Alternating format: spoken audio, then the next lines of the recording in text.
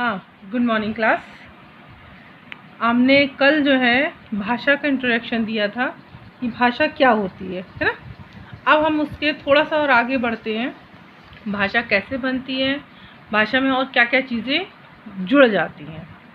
भाषा के मूल माने होता है जड़। भाषा के मूल में ध्वनि होती है। भाषा के लिए पहला प्रयास हम ध्वनि के माध्यम से ही करते हैं, यानी कि जब हम बात करते हैं, जो हम बोलते हैं, जो साउंड हमारे मुंह से निकलती है उसको भाषा, वो पहला एक जैसा कहना चाहिए, एक उसकी जड़ है जो भाषा है। इन ध्वनियों का लिखित रूप ही वर्ण कहलाता है, जो जैसे कि का, खा, गा, घा, अणा, चा, छा, जा, ये सब जो हैं वर्ण हैं। जब हम इन वर्णों को एक निश्चित क्रम और व्यवस्था के अनुसार जोड़ते हैं, यानी कि इन वर्णों को हम एक निश्चित तौर से, एक निश्चित क्रम में, एक निश्चित तरीके से व्यवस्थित यानी कि जोड़ देते हैं एक दूसरे के साथ, तब एक सार्थक शब्द बन जाता है। यानी कि जिस शब्द का कुछ अर्थ होगा, जैसे कि सड़क, जैसे कि किताब, जैसे कि आपके कमल, जैसे कुछ भी हो सकता है जो हम एक साथ जोड़ें और एक क्रम में हो तभी। अन्यथा अगर हम इन वर्णों को, अगर सड़क में आए वर्णों को एक व्यवस्था के अनुसार ना लिखें तो क्या बनेगा? कड़स या ड सक भी हो सकता है। इन दोनों ही शब्दों का कोई भी अर्थ नहीं होता, जबकि सड़क का मतलब होता है रोड, जिसको आप लोग बोलते हो रोड, है ना। हो सकता है जिसका कोई अर्थ नहीं है। यही कारण है कि शब्दों के लिए वर्णों को जोड़ते समय एक निश्चित क्रम और व्यवस्था की ज़रूरत पड़ती है। जब हम वर्णों को सही तरीके से एक सही क्रम में जोड़ते हैं तो उनको एक जगह इकट्ठा करने के लिए एक निश्चित क्रम है और उसको व्यवस्थित रखना ज़रूरी है, अन्यथा उसका कोई मतलब नहीं होगा। शब्दों के सार्थक मेल को से वाक्य बनता है। शब्दों के, ये ध्यान दीजिएगा, यहाँ पे वर्णों का प्रयोग नहीं हो रहा है, यहाँ पे शब्दों का प्रयोग हो रहा है।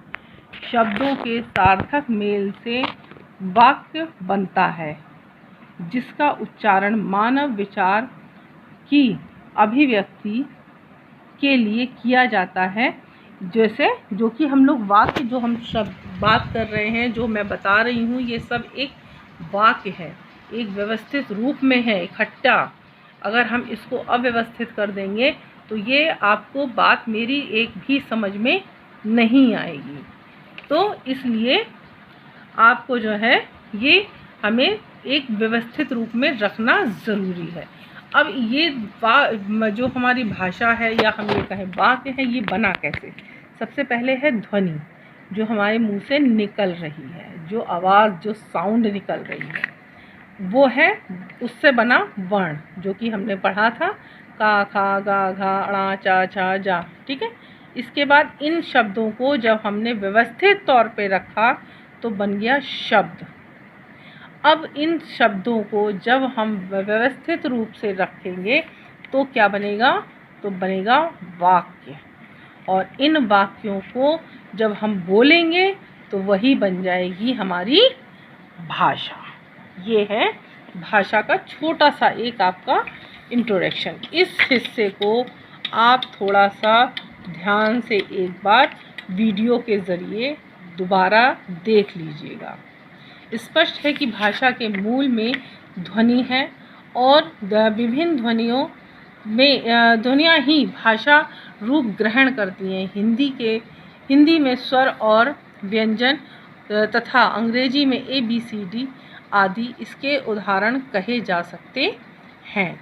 इस तरह से भाषा एक व्यवस्था है जिसमें बंद कर ही हम अपनी बात दूसरों तक पहुंचाते हैं। पशु पक्षियों की भाषा व्यवस्था को हम मनुष्य नहीं समझ सकते, हम पशु पक्षियों की बात को आसानी से नहीं समझ सकते। वो उनकी अपनी भाषा है जो कि वो लोग आपस में अपनी बात करते हैं और हम लोग उनकी भाषा नहीं समझ पाते। तो यही एक कारण है कि हमारे में और पशु पक्षियों में बहुत फ़र्क होता है। ये हमने आज यहाँ तक आपको थोड़ा सा बताया है। इसके बाद भाषा के क्या कितने रूप होते हैं, कैसे होते हैं, क्या क्या होता है, वो हम आपको नेक्स्ट उसमें बताएंगे। Okay, thank you class, thank you.